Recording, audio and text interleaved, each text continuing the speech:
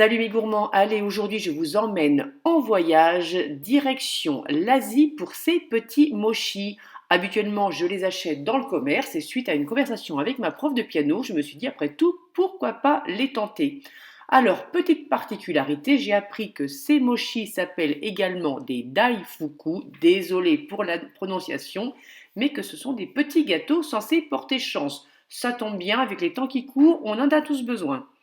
Alors, voilà ce dont vous aurez besoin pour réaliser de la recette de la farine de riz gluant. Alors, je n'ai pas du tout d'action dans cette marque, je vous montre juste le paquet pour que vous puissiez l'identifier dans le commerce. Vous allez en prélever 90 grammes que vous allez mettre dans un récipient qui peut passer au micro-ondes. On remet la balance à zéro et cette fois-ci, on va venir peser 40 grammes de sucre.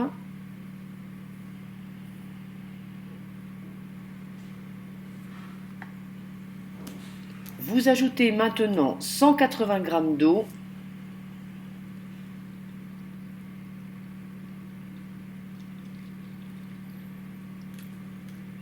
On n'oublie pas une petite pincée de sel et on remue le tout.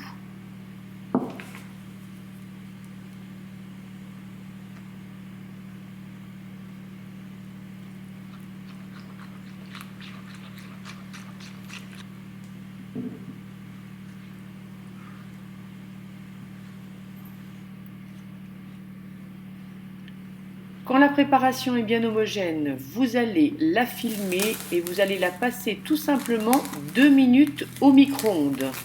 Alors, concernant la puissance, mon micro-ondes a 3 puissances.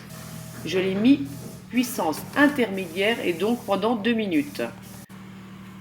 À l'issue des 2 minutes, vous retirez le film alimentaire, vous allez mélanger la préparation. Vous voyez, elle est liquide encore au centre et elle commence à se solidifier autour. On mélange le tout.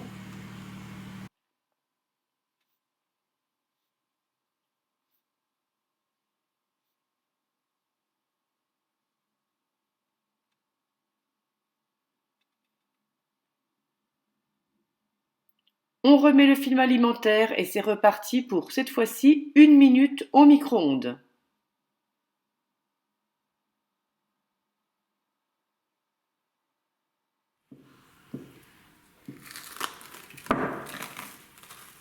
Votre film alimentaire, cette fois-ci, vous pouvez le jeter, vous n'en avez plus besoin.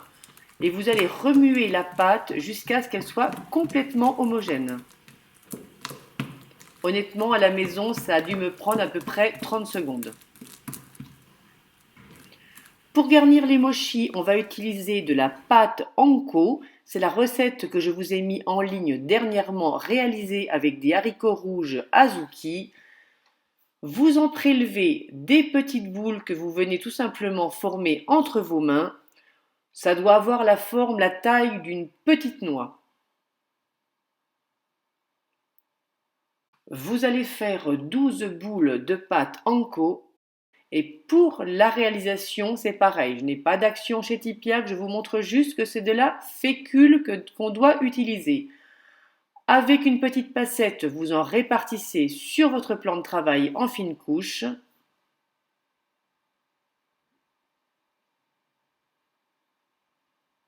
On vient débarrasser notre pâte de riz gluant par-dessus.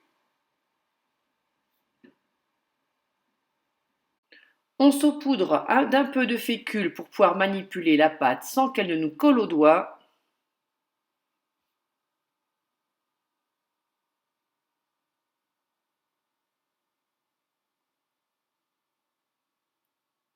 Il ne vous reste plus qu'à diviser votre pâte en 12 portions.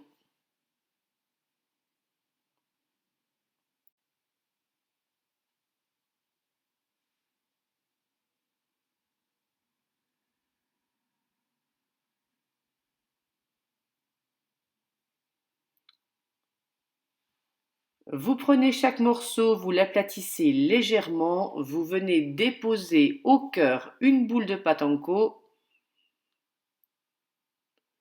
vous repliez les bords,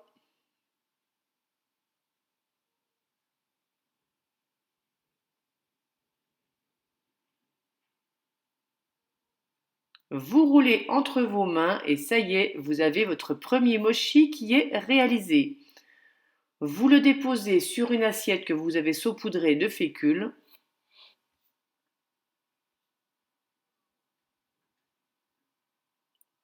Et c'est parti.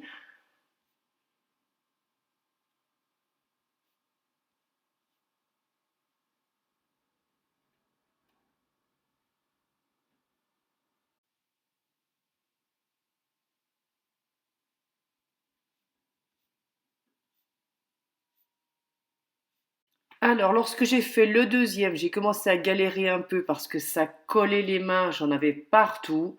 Donc, petite astuce, j'ai sorti des gants en latex du placard et là, franchement, c'était beaucoup plus simple.